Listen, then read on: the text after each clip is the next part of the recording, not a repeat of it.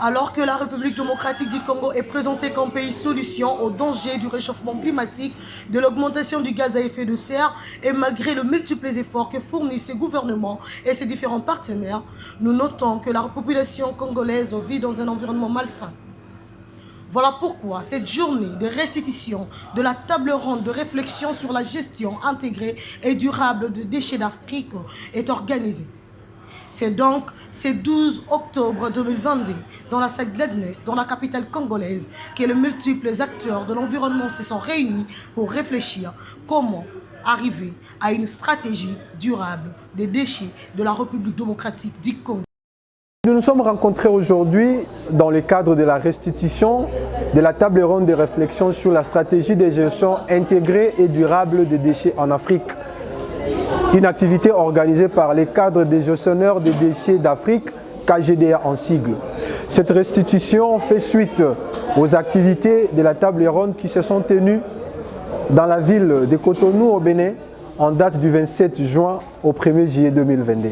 Il a donc été question du renforcement des capacités des représentants des 34 pays d'Afrique, des structures intervenant en environnement et assainissement, mais également de la formation de plus de 100 acteurs qui interviennent dans la gestion des déchets, dans l'assainissement, dans la valorisation des déchets partout en Afrique.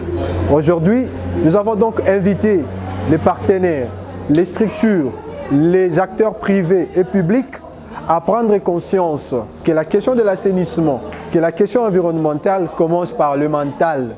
Ce qui veut dire que nous devons d'abord avoir en nous une conscience écologique.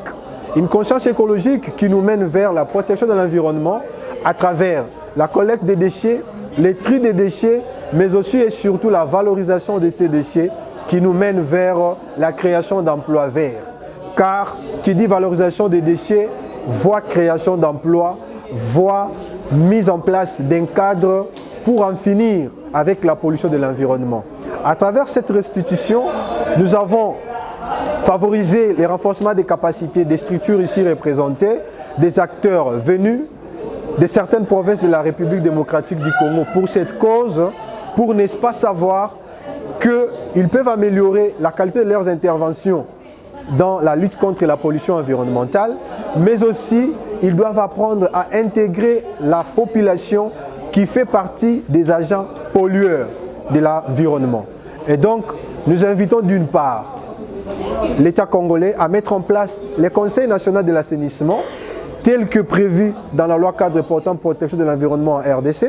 Nous appelons également les structures à coaliser, à mutualiser les forces selon la spécificité d'intervention de chacune, mais aussi nous en appelons aux populations à la conscience écologique. Je vous remercie.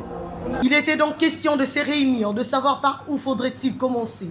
Est-ce réellement par une sensibilisation quant au civisme environnemental ou nécessairement renforcement de capacité du côté des agences étatiques pour s'assurer de l'effectivité des différentes réglementations dans le secteur environnemental. Voilà pourquoi les acteurs environnementaux se sont réunis et se sont rendus compte de l'importance de la révalorisation des déchets en République démocratique du Congo pour un environnement vivable et viable. Top sur le Vert, en tant que structure et acteur dans l'environnement, s'est rendu compte de son importance dans la participation de ces assises organisées par le cadre des gestionnaires des déchets d'Afrique, du fait qu'on ne peut vivre aisé si l'environnement est pollué. Alors il est donc de notre devoir à tous de nous engager, de conjuguer ensemble des efforts de manière à ce que tous soyons informés, formés, afin que l'environnement ne soit plus jamais pollué comme hier. Il est possible d'avoir un monde industrialisé, mais viable et vivable. Ainsi, le cadre des gestionnaires de déchets d'Afrique s'est donc résolu, ensemble avec tous les participants à la dite activité, de se réunir incessamment pour mettre en place 2 projets matrices qui vont diriger la République démocratique du Congo et matérialiser la vision de révalorisation de déchets en République démocratique du Congo.